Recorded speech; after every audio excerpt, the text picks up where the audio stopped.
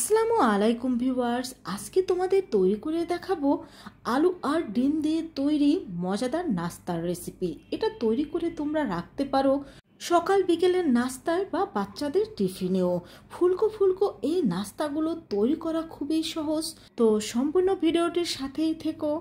তো এই জন্য প্রথমে এখানে আমি 1 কাপ পরিমাণ ময়দা নিয়ে নিচ্ছি, তার মধ্যে দিয়ে দিচ্ছি স্বাদ মতো লবণ ও 1 টেবিল চামচ পরিমাণ রেগুলার সয়াবিন তেল। লবণ আর তেলটা ময়দার সাথে মিশিয়ে নিচ্ছি।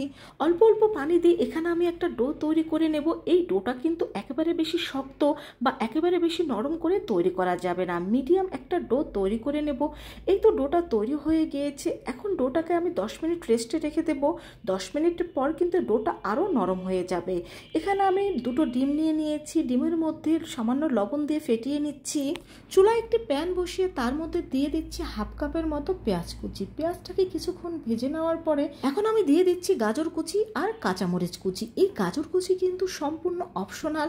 আমি যখনই কোনো নাস্তা তৈরি করি, বাচ্চারা যেহেতু সবজি খেতে চায় না, বাসায় নাস্তার মধ্যে দেওয়ার মতো কোনো সবজি থাকলে সেটা আমি দিয়ে দিই। আপনারা চাইলে কিন্তু এটা বাদ দিতে পারেন। দিয়ে দিলাম 1 চিমটির মতো জিরা ও 1 চা চামচের মতো লাল মরিচের গুঁড়ো।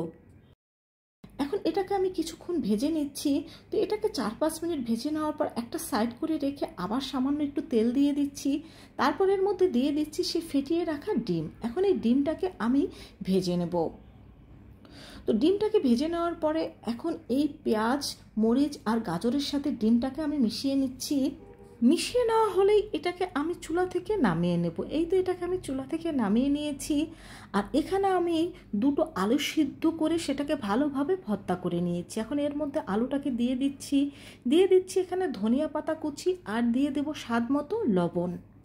এখন এই সব কিছু একসাথে আমি ভালোভাবে মিশিয়ে নেব। এই তো এটা মিশানো হয়ে গিয়েছে। এখন এটাকে একটা সাইড করে রেখে দিচ্ছি। আর এদিকে ফিরে আসলাম আমি 10 মিনিট পরে। দেখুন ডোটা কিন্তু অনেকটা নরম হয়েছে।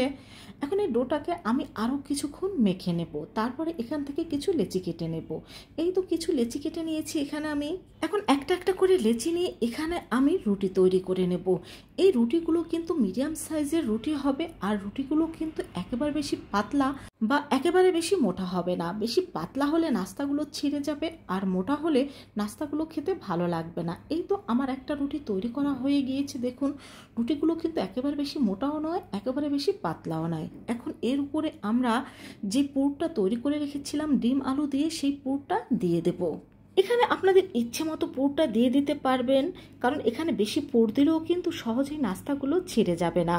তাই আমি পুরটা একটু বেশিই দিয়েছি, কারণ পুর যত বেশি দেব এই নাস্তাগুলো খেতে কিন্তু ততই বেশি ভালো হবে। এখন এইভাবে করে আস্তে আস্তে করে রুটিটাকে কিন্তু আমি ভাঁজ দিয়ে নিচ্ছি। তো রুটিটা এইভাবে করে ভাঁজ দিয়ে নেওয়া হয়ে গেলে এখন যে এর উপরের অংশটা রয়েছে এটাকে এইভাবে করে পেঁচিয়ে নেব। পেঁচিয়ে নেওয়ার পরে এর উপরের এই অংশটুকু আমরা ছিঁড়ে বাদ দিয়ে দেব। এখন নাস্তাটা দেখতে ঠিক এরকম হয়েছে।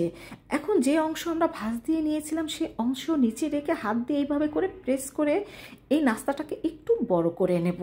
অবশ্যই কিন্তু ভাঁজ করা অংশ নিচে দিয়ে প্রেস করতে হবে, আর খুব আলতো হাতে প্রেস করতে হবে, কারণ বেশি জোরে প্রেস করলে এটা দেখা যাবে ফেটে পুরটা বের হয়ে যাবে। এই তো আমাদের নাস্তা একটা তৈরি হয়ে গিয়েছে।